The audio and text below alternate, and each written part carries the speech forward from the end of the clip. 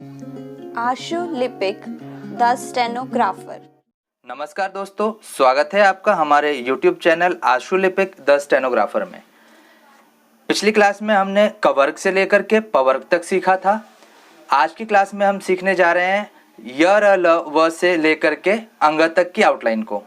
तो चलिए शुरू करते हैं। यह बनाने के लिए हमें नीचे से हुक बनाते हुए ये ऊपर की ओर सीधी रेखा बनानी है। बनाने की जो विधि है उसको मैं एरो मार्क से बता देता हूँ आपको। ऐसे घुमा करके ऊपर की ओर लेके जाना है, ऐसे यह बनेगा। ध्यान ये रखना है कि यह बनाते वक्त ये हुक जो है लाइन से नीचे नहीं जानी चाहिए और ना ही लाइन से ऊपर जानी चाहिए। अगली जो आउटलाइन है हमारे सामने वह है र की आउटलाइन। र दो प्रकार से बनता है। एक र जो नीचे से ऊपर की ओर बनता है, जो कि सीधी रेखा के रूप में होता है, और दूसरी र जो है वो ऊपर से नीचे की ओर वक्र रेखा के तौर पे बनता है। तो चलिए बना के देखते हैं कैसे बनेगा ये नीचे से ऊपर की ओर जाने वाली जो र की रेखा होगी ये कुछ इस प्रकार से बनेगी, और इसके एंगल को ध्यान देना है। इसमें 30 डिग्री का कोण बनेगा, और जो र ऊपर से नीचे की ओर आता है, जो वक्र रेखा के तौर पे होता है, वो कुछ इस प्रकार से बनेगा। तो एरो मार्क से मैं आपको समझा देता हूं ये कैसे है। नीचे से ऊपर की ओर और ये ऊपर से नीचे की ओर वक्र के तौर पर। अगली आउटलाइन हमारे पास ल है। ल को जब बनाया जाएगा तो उसको भी दो तरीके से बनाया जाता है, एक नीचे से ऊपर की ओर और एक ऊपर से नीचे की ओर, और ये वक्र रेखा के तौर पे होता है। तो चलिए बनाते हैं। ये कुछ इस प्रकार से बनेगा। इसे नीचे से ऊपर की ओर जाने वाले ल को कहेंगे। तो ये एरो मार्क में लगा देता हूँ, आप इसको ऐसे बनाना है, और जो ऊपर से नीचे आएगा वो कुछ इस प्रकार से होगा। तो बनाते वक्त ध्यान रखना है कि वक्र बनना चाहिए, सीधी रेखा नहीं होनी चाहिए। अगली आउटलाइन हमारे सामने व है। अगर हम व को देखें तो व जो है य का ठीक विपरीत या मिरर इमेज है। इसको बनाते वक्त भी हमें ध्यान रखना है कि इसमें हुक का इस्तेमाल करना है और लाइन पर होना चाहिए। मैं बनाते हुए बता रहा हूं, ये इसको ऐसे बनाना है, यहां से शुरू करते हुए इधर घुमाना है। एरो मार्क मैंने लगा दिया है, ठीक इसी प्रकार से करना है, और कोशिश करना है कि जो ये सीधी रेखा है वह ज़्यादा एंगल ना बनाए, बड़ी एंगल ना बनाए, ये 30 डिग्री के आसपास का ही एंगल बनाए। ठीक है। इस बीच में आपको बता दूं कि ये सारी जो ध्वनियां हैं य र ल व, ये सब हल्की ध्वनियां हैं, इसीलिए ये जो आउटलाइन बनाई गई है ये हल्की रेखा से बनाई गई है, गाढ़ी रेखा से नहीं बनाई गई हैं। चलिए आगे बढ़ते हैं। आगे हमारे सामने अगला जो वर्ण है वह है स। स को जब बनाएंगे तो इसमें भी स दो प्रकार से बनता है, एक ऊपर से नीचे की ओर और एक नीचे से ऊपर की ओर। तो देखते हैं ऊपर से नीचे की ओर कैसे बनता है। वो कुछ इस प्रकार से होगा, वक्र रेखा के तौर पर ऐसे बनाना है, और गाढ़ा नहीं होना चाहिए, हल्की रेखा ही होनी चाहिए। मैं एरो मार्क से ये आपको बता देता हूं कैसे बनेगी। ठीक है।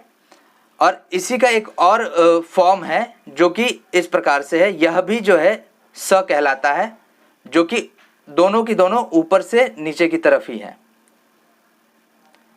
ठीक है।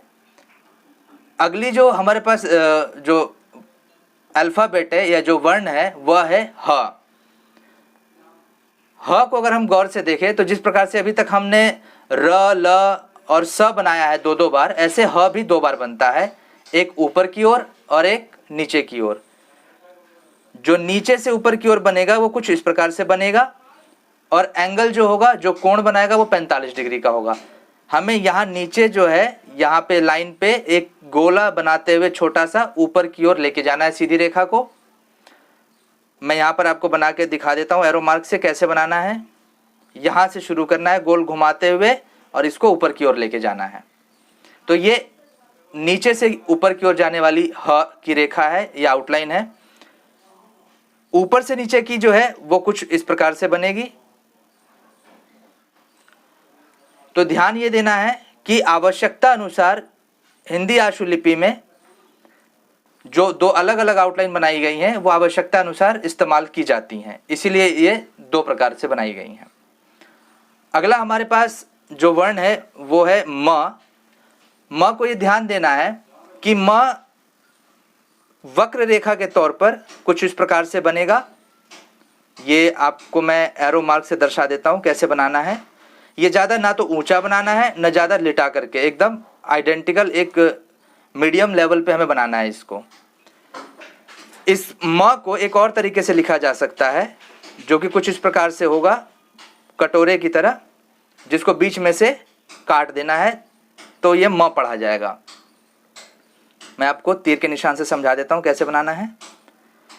आगे है हमारे सामने न कैसे बनता है वो देखते हैं। न जो है, जो भी हमने म में कटोरे में कट लगाया था, ऐसे ही बिना कट का जो कटोरा बनता है कुछ इस प्रकार से, वो न कहलाता है। ठीक है।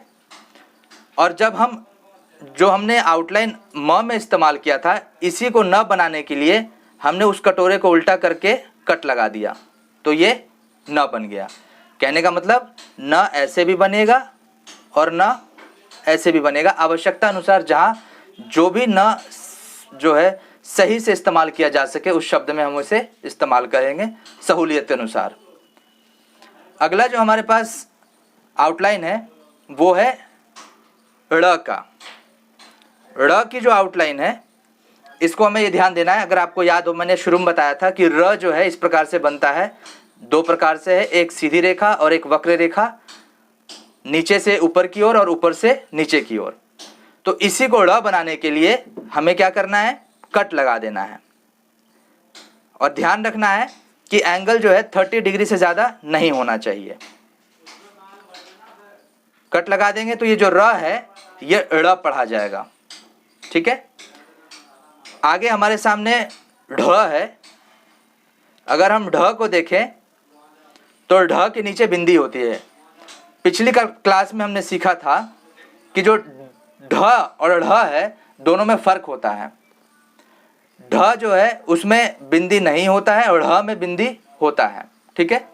तो ढ बनाते वक्त हमें यह ध्यान रखना है कि जो हमने ह बनाया था, ध्यान हो यहाँ देख लीजिए, ये जो ह बनाया है इसी में अगर हम कट लगा देंगे तो दोनों प्रकार से वो ढ़ पढ़ा जाएगा और सहूलियत अनुसार उसे हम इस्तेमाल करेंगे शब्द को बनाते वक्त।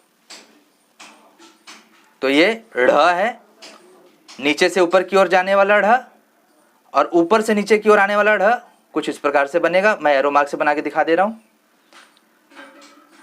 और कट लगाना भूलिएगा नहीं तो वो ह बनेगा। जब कट लगाएंगे तभी वो ढ़ होगा। अगली आउटलाइन हमारे सामने अंगा है। क ख ग घ अंगा आपने सुना होगा। तो अंगा आउटलाइन जो है वो जो हमने न बनाया है उसी को गाढ़ा बना देंगे तो वो अंगा बन जाएगा। ये जो हमने न बनाया है ना, इसी न को अगर हम गाढ़ा कर देंगे तो गाढ़ा करते वक्त ध्यान रखना है कि एक ही बार में वो गाढ़ा होना चाहिए। ऐसे गाढ़ा नहीं करना उसको घुमा घुमा करके बार बार, नहीं, एक ही बार में आपको इतना प्रेशर अप्लाई करना है कि वो अंगा बन जाए, वो गाढ़ा बन जाए। ठीक है। तो आज के लिए इतना काफ़ी है। मिलते हैं हम अगली क्लास में। धन्यवाद। Please like, share and subscribe the channel.